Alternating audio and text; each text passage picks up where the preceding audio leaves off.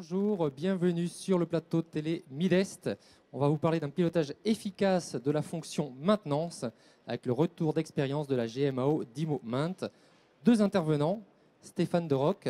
Bonjour. Vous êtes ingénieur commercial GMAO chez d'Imo Maint et vous avez invité un de vos clients à venir témoigner. Merci Alexandre Maury d'être présent.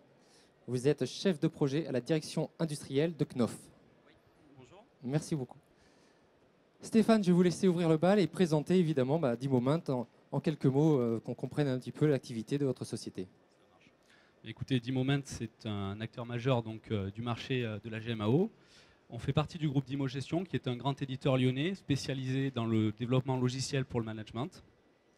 Multi-casquette, puisqu'on va toucher différents secteurs d'activité et différentes solutions. D'Imo Maint, nous, il faut savoir qu'on est présent dans différents pays, 65 exactement. On est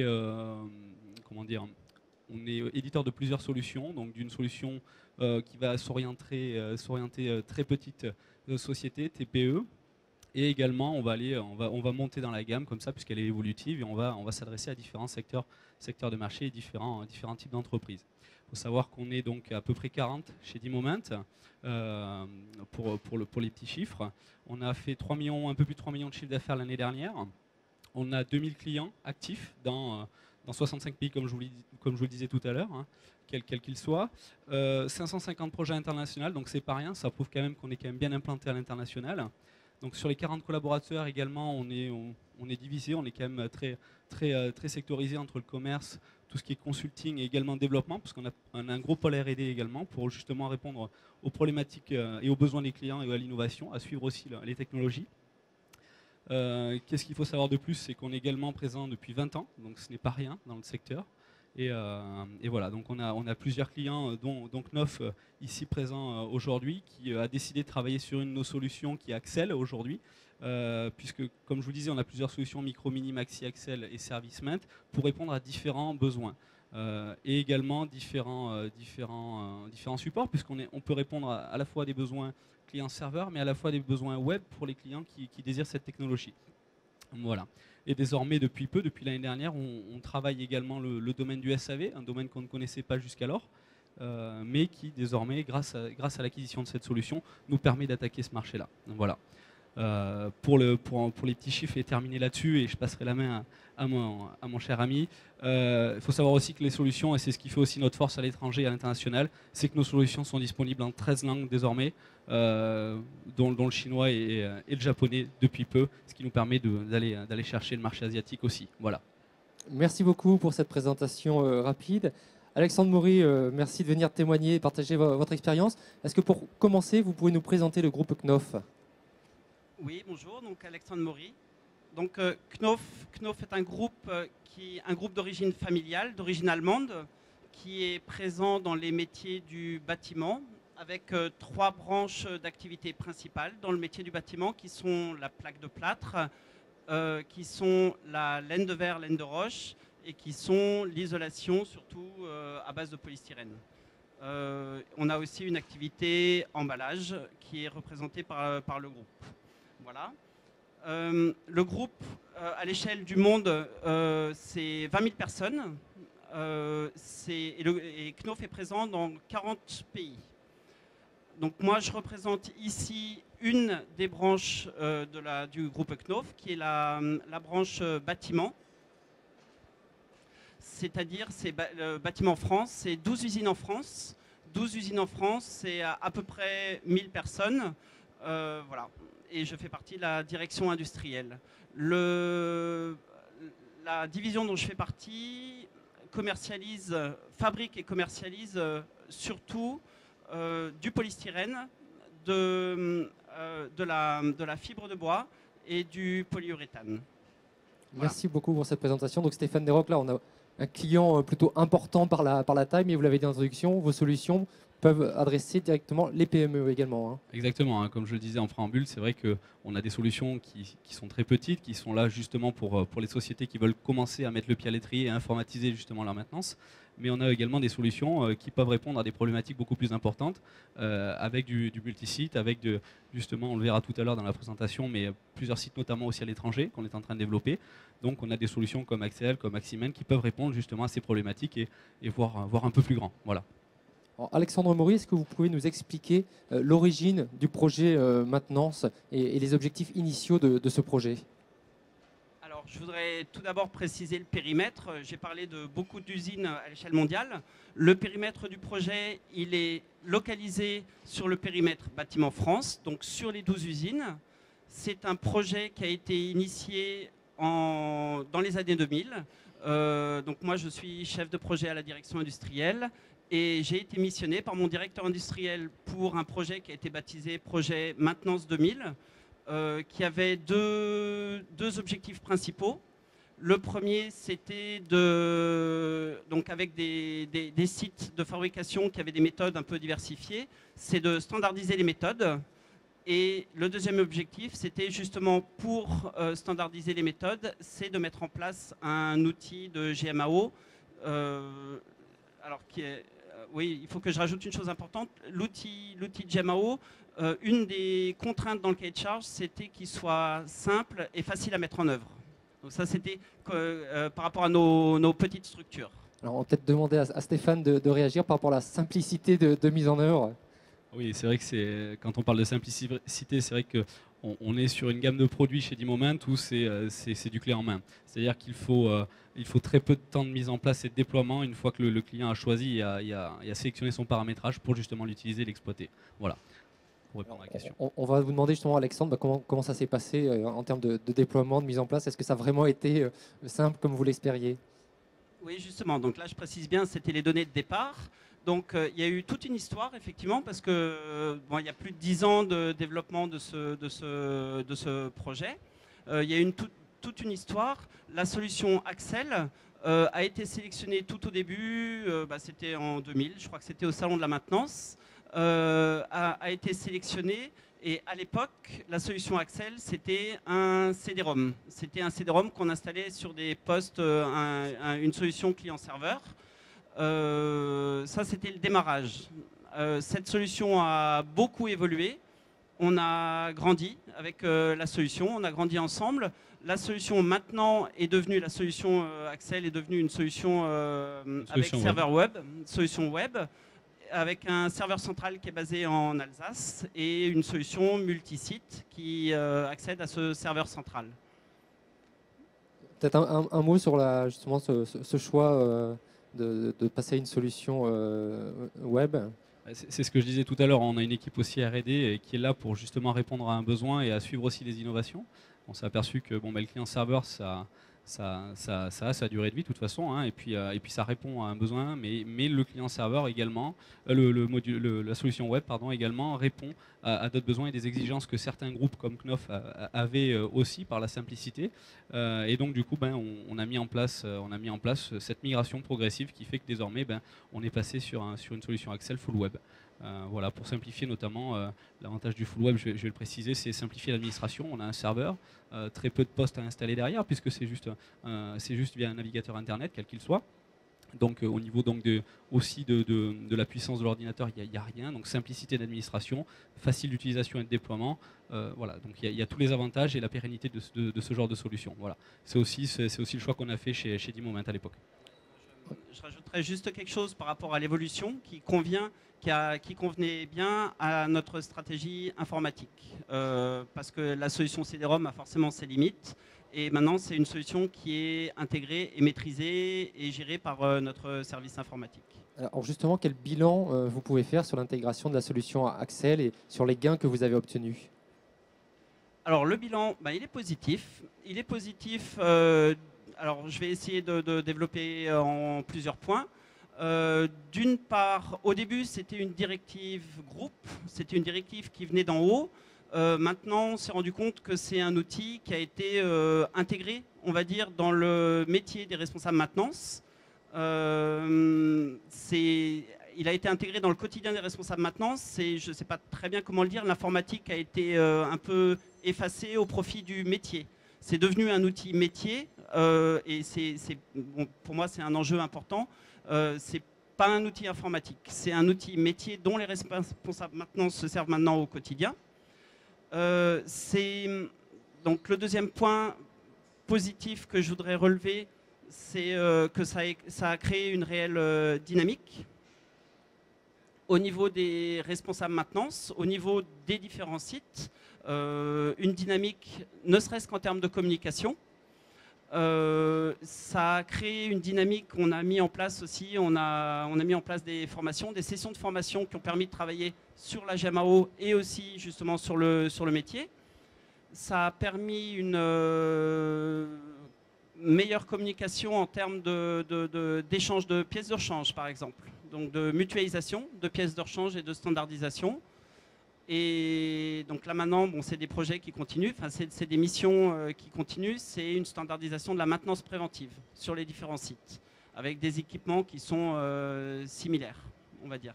Voilà. Et je veux juste rebondir là-dessus, Alexandre, en disant qu'on a mené différentes formations et réunions avec tous les sites à chaque fois. Et ce qu'on voit, c'est que, pour rebondir sur ce que tu as dit, c'est assez important, c'est qu'on voit vraiment que c'est devenu le métier qui est devenu au cœur vraiment de l'utilisation du logiciel, pour la simple et bonne raison que suite à cela, eh bien, on a eu énormément de demandes de la part justement des acteurs du métier, des responsables maintenance, des utilisateurs, différents techniciens et de chaque site. Et on a vu que la mayonnaise a bien pris justement, chacun avait sa petite idée et au fur et à mesure, eh bien, on a réussi à développer des nouvelles fonctionnalités dans l'outil, grâce notamment aux remontées qu'ont pu faire les utilisateurs Knof. Notamment une dernière il n'y a pas si longtemps que ça et qui est en train d'être développée. Donc c'est en constante évolution et on suit aussi, on est attentif à ça, on est attentif à l'écoute de nos clients et aux besoins et on essaie d'y répondre au mieux. Voilà. Alexandre Maury, est-ce qu'on peut donner un ou deux chiffres, même si c'est toujours difficile à quantifier sur le retour sur investissement, entre guillemets? Alors, c'est effectivement très difficile à quantifier puisque c'est des démarches à moyen terme, voire long terme. Un des chiffres clés que je retiendrai, c'est que la mise en place de l'outil n'a pas engendré de ressources supplémentaires. On entend souvent dire on met en place des outils informatiques, donc il faut une demi-ressource, une ressource ou plus en plus dans le service. Donc réellement, ça n'a pas engendré de ressources supplémentaires. Ensuite, au niveau des indicateurs, il y en a beaucoup.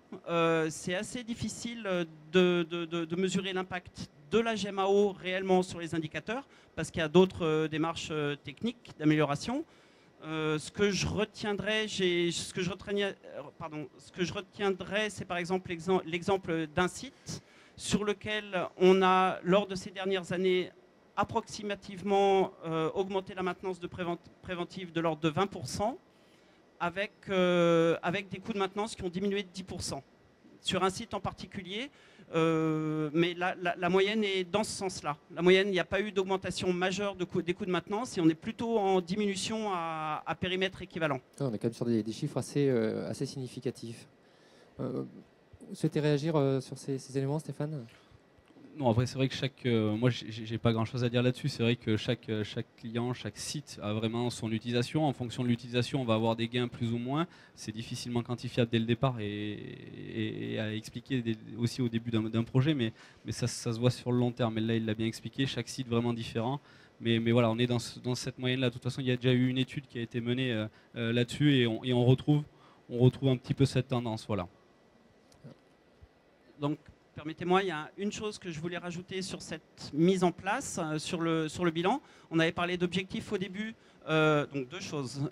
Les objectifs, je reviens sur les objectifs, c'était la standardisation des méthodes et inévitablement le constat, c'est que la mise en place de l'outil informatique, de par sa conception,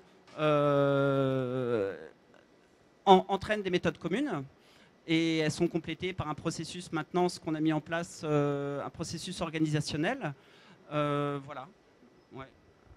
Ouais, donc on est vraiment dans une démarche structurante quand on parle de standardisation et le fait de bien utiliser l'outil permet de le faire. Excusez-moi. Et le deuxième objectif, c'était concernant la simplicité de mise en place.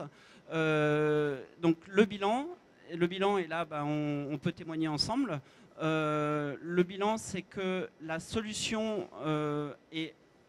Alors, je ne vais pas dire instantanée à mise en place, mais la mise en place a été relativement légère pour une raison principale, c'est la mise en place d'un jeu de paramètres communs qu'on a mis en place dès le début pour toutes les usines. C'est-à-dire que les utilisateurs n'ont plus à s'occuper que de l'opérationnel. Voilà, on a défini déjà un plan et un cadrage dès le départ, on a défini un périmètre et chaque site Knof s'intègre directement dans ce périmètre avec les droits en fonction du profil concerné et chacun, c'est exactement pareil. Donc au final, tous les sites travaillent de la même façon. Une nouvelle personne qui arrive justement dans ce process, un nouveau site qui rentre dans ce process justement est installé quasiment instantanément avec juste de la formation à l'utilisation uniquement. Et une formation à l'utilisation, il y en a pour 2-3 jours grand maximum pour ce genre de projet. Donc on arrive aussi là-dessus à réduire les coûts quelque part, voilà, tout en standardisant l'information au sein d'un groupe. Voilà. Alors Alexandre Maury, est-ce que vous avez, maintenant que la solution est en place, d'autres projets, est-ce qu'il y a des évolutions qui sont prévues? Alors on a atteint maintenant un stade de maturité correct, je dirais. Par contre, effectivement, maintenant, il y a un enjeu et il y a des projets en cours. L'enjeu actuel, c'est l'intégration de l'outil Giamao au système d'information de l'entreprise. Donc, la communication avec l'ERP. Donc, deux missions principales, deux projets principaux qui sont en train de se mettre en place. Donc, la mise en place de tableaux de bord. Donc, la Giamao en produit beaucoup. Pour la direction générale, ça ne suffit pas parce que c'est très technique.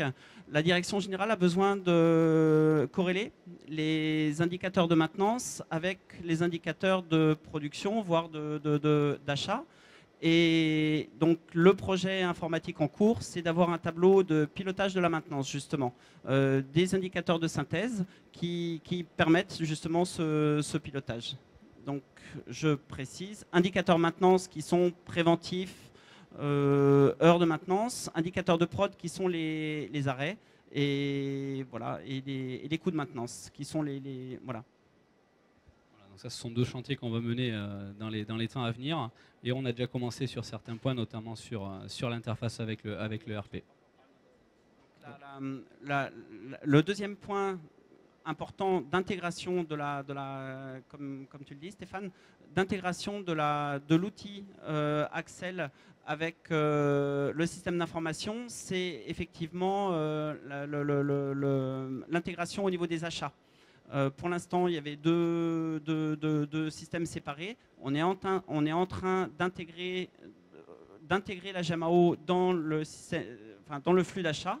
Ce qui permettra de, entre guillemets, de plus faire la différence entre l'outil de Giamao et l'ERP. Et puis d'éviter les doubles saisies, hein, c'est ce qu'on fait très régulièrement sur, allez, on va dire sur 2 projets sur 3, des interfaces avec des systèmes d'information. Pourquoi? Parce que derrière, on évite d'avoir plusieurs solutions. On n'en a qu'un, chacun travaille avec le sien, mais tous les autres, eh bien, ils discutent ensemble.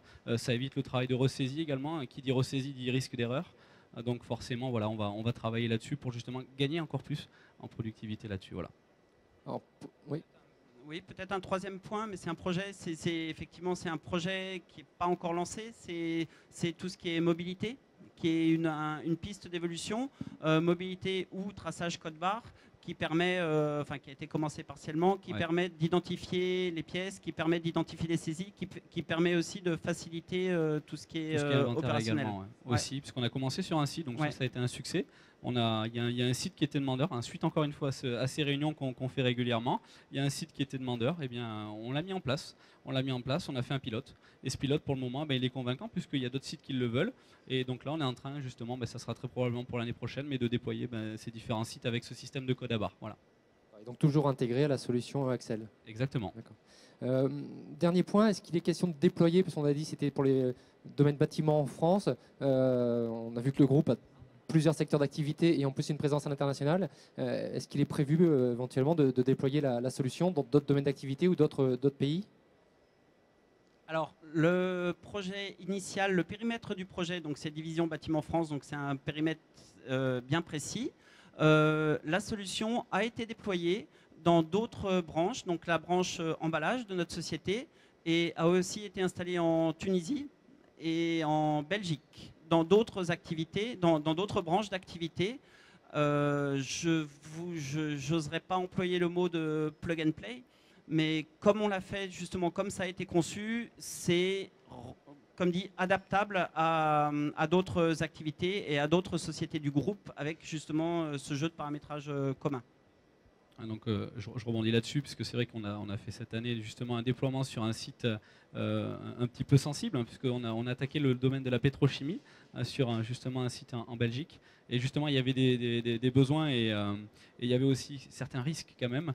Et bien, on les a justement comblés et justement bien adaptés et assimilés avec la solution qu'on avait déjà préparamétrée, puisqu'au final, on s'est aperçu qu'avec le paramétrage et le type, le prototypage qu'on avait fait, eh bien, tous les sites, plus ou moins, même s'il y a des différents risques, et s'ils sont plus sensibles que d'autres, eh bien, ils s'intègrent parfaitement avec ça. Et c'est ce qui dit la logique du plug and play, c'est voilà, il y a un site qui est demandeur, eh bien, on a une solution, on vous la propose. Et si vous le voulez, voilà, le temps de déploiement, c'est quasiment instantané. Voilà. Merci beaucoup. On arrive quasiment au terme de cette émission. Alexandre Maurice, si on devait vous demander un mot de conclusion, que ce soit un conseil pour d'autres entreprises qui voudraient se lancer dans la démarche, une erreur à ne pas faire. Alors le mot de conclusion que j'aimerais faire là maintenant, c'est plus un sentiment. Je reviens sur le point de l'outil informatique, l'intégration de l'outil informatique dans le métier de la maintenance. Le métier de la maintenance, ça reste un métier très opérationnel. Pour moi, la clé, elle est là. Quand on arrive à mettre en place l'outil et que les responsables maintenance justement s'approprient l'outil, c'est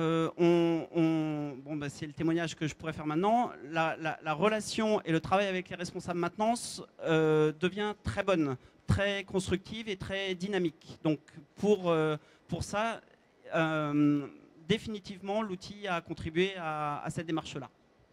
Merci beaucoup et merci d'être venu partager votre expérience. Stéphane Deroc, un dernier mot de conclusion? Écoutez, un dernier mot pour conclure. C'est vrai que, comme l'a dit Alexandre, on a quand même énormément travaillé ensemble et c'est toujours un plaisir puisqu'on arrive à chaque fois à trouver de nouvelles évolutions, de nouvelles perspectives et on avance ensemble et c'est toujours intéressant comme ceci de pouvoir travailler. Donc voilà, je suis très très content du projet qu'on a mené. Il continue, il n'est pas terminé. Donc voilà, après, chacun se fera sa petite idée. Voilà. Merci beaucoup, merci pour votre participation à cette émission. Merci à vous. Et on se retrouve bientôt sur Mides TV pour d'autres émissions.